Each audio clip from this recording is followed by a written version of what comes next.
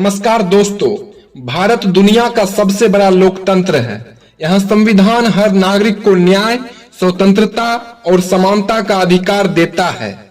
लेकिन जब हम जमीन पर उतरकर देखते हैं तो पता चलता है कि न्याय पाना उतना आसान नहीं है। आज हम बात करेंगे भारत की कानून व्यवस्था की उन कमियों की जो आम आदमी को सबसे ज्यादा चोट पहुंचाती है। दोस्तों, सबसे बड़ी कमी है न्याय में देरी। भारत की अदालतों में 5 करोड़ से ज्यादा केस लंबित हैं। एक मामूली सा केस भी 10 से 20 साल तक चलता है। सोचिए, कोई गरीब किसान अपनी जमीन के लिए लड़ रहा हो और फैसला उसकी अगली पीढ़ी सुन रही हो, तो क्या ये न्याय कहलाएगा? कहा भी गया है, justice delayed is justice denied, यानी देर से मिला न्याय असल में न्याय होता ही नहीं है। दोस्तों, अब बात करते हैं पुलिस की। पुलिस जनता की सुरक्षा के लिए होती है, लेकिन कई बार वही सबसे बड़ी समस्या बन जाती है। एफआईआर दर्ज कराने में टाल मटोल, रिश्वतखोरी, राजनीतिक दबाव, ये सब आम बात है। कई बार अपराधी बच जाते हैं और निर्दोष फंस जाते हैं। इसी वजह से लोग पुलिस से मदद लेने की बजाय पुलिस से डरने लगते हैं। दोस्तों, तीसरी कमी है अमीर और गरीब के लिए अलग न्याय।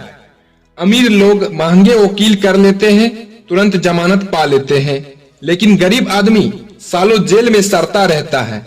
छोटी चोरी में जेल जाने वाला गरीब होता है और करोड़ों का घोटाला करने वाला बड़ा आदमी बेल पर बाहर घूमता रहता है। क्या ये न्याय कहलाता है?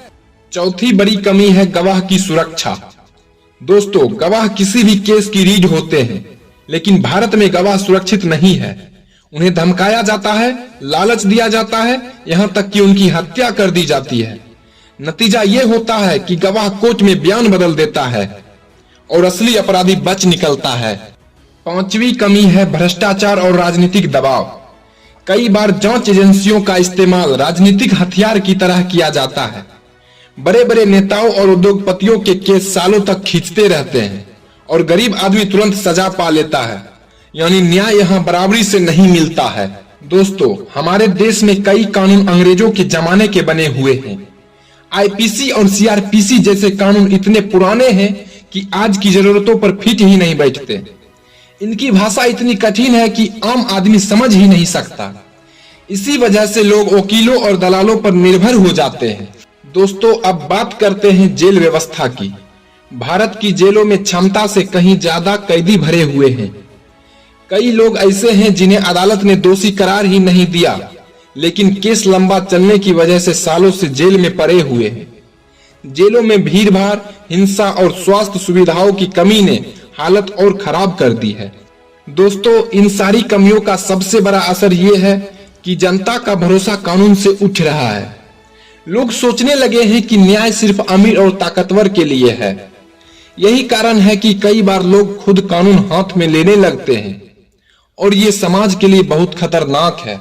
दोस्तों, भारत की कानून व्यवस्था में कमियां जरूर है, लेकिन इन्हें सुधारना ही हमारे लोकतंत्र की मजबूती के लिए जरूरी है। तेज और पारदर्शी न्याय, ईमानदार पुलिस व्यवस्था, गवाहों की सुरक्षा और पुराने कानूनों में सुधार, यही वो कदम है जिनसे जनता का भरोसा लौट सकता है। याद रखिए, कानून का उद्देश्य सिर्फ सजा देना नहीं है, बल्कि न्याय दिलाना है। और जब तक हर नागरिक को समय पर और निष्पक्ष न्याय नहीं मिलेगा, तब तक संविधान का सपना अधूरा ही रहेगा। दोस्तों।